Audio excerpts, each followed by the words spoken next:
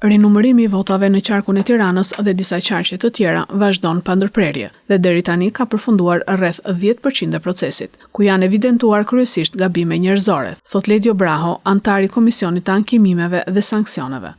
Stafi i KQZ-s po vazhdon numërimin e votave, ndërsa në rastet kur votat kanë qenë të diskutueshme, KAS ka marrë vendimet përkatëse. Partitë e mëdha raportohet të kenë humbur vota gjatë këtij procesi, ndërsa tek kandidatët janë vërejtur lëvizje të ndryshme votash. Sot procesi do të zhvillohet në 2 turne, ndërsa rinumërimi në Tiranë kërkon më shumë kohë për shkak të numrit të madh të kandidatëve.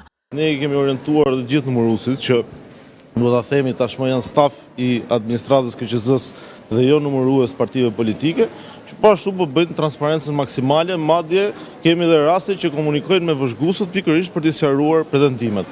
Kur ka pasur vota që kanë qenë diskutueshme, gjithmonë janë zgjidhur me vendimarrje të KAS-it për rastin kur kanë qenë të vlefshme, të pavlefshme apo vota që kanë qenë diskutueshme për kandidatët. Që nuk ka asnjë lloj merite diskutimi për transparencën në këtë proces. Ndërkohë, çfarë ka treguar deri tani hapja e këtyre? A gjendën provat që ju kërkonit? Se përket Tiranës, ideja nuk ishte për prova, fakti që u bërë rinumërim dhe rivlerësim, kishte të bënte me transparencën, kishte të bënte me pretendimet të disa kryesisht kandidatëve që ishin të dërsuar votat brenda llojit, por megjithatë procesi është vetëm fillimet e veta, janë numëruar më pak se 10% kutive, ka pasur ndryshime, të 2 partitë e mëdha si PD dhe PS-ja kanë humbur vota nga ky proces.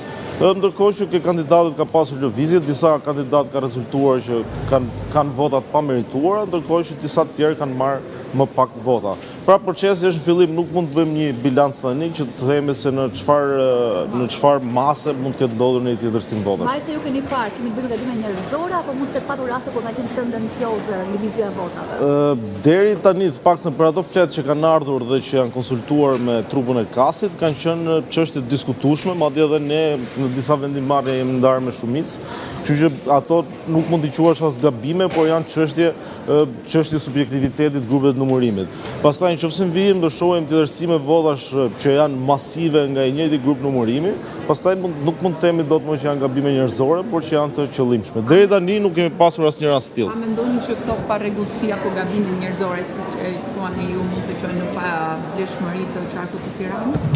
Atëherë kjo do parë, unë nuk mund shpreh, nuk mund të jap mendim lidhje me këtë çështje tani, por të paktën ke qarku i Durrësit, që te qarku i Dibrës që unë dhe kolegu Çefa dolëm pakic, një nga arsyet që ne mendojmë se aty kishte vend për pavlefshmëri, ishte ndryshimi i votave nga i fletëve të votimit, nga numërimi për subjektet tek hapja që u bën KQZ, që fletët dukeshin që nuk ishin të njëjta, pra kishte ndryshime regjistrimi me video me fletët që ishin kuti. Shka tregon se në një moment caktuar nga një grup numërimi është ndërhyrën fletë të votimit. Kështu që për mua ky është shkak për pavlefshmëri kur është masivisht i përdorur në një numër të caktuar. Por te Tirana deri tani nuk mund të them sepse nuk kemi një informacion të tillë.